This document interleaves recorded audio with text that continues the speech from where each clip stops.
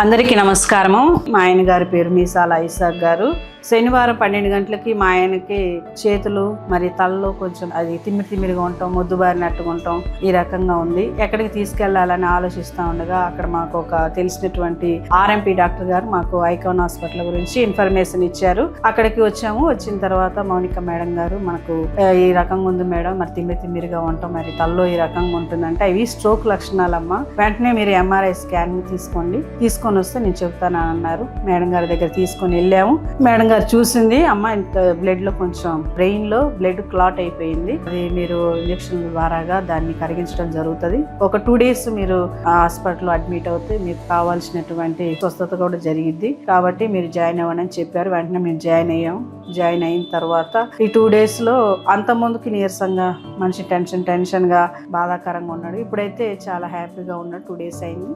అదేవిధంగా రూమ్ కూడా షిఫ్ట్ అయ్యాము. హ్యాపీగా ఉంది. ఇంత మంచి ట్రీట్మెంట్ ఇచ్చినటువంటి మౌనిక మేడం గారికి నా యొక్క హృదయపూర్వక ధన్యవాదాలు తెలియజేస్తున్నాను.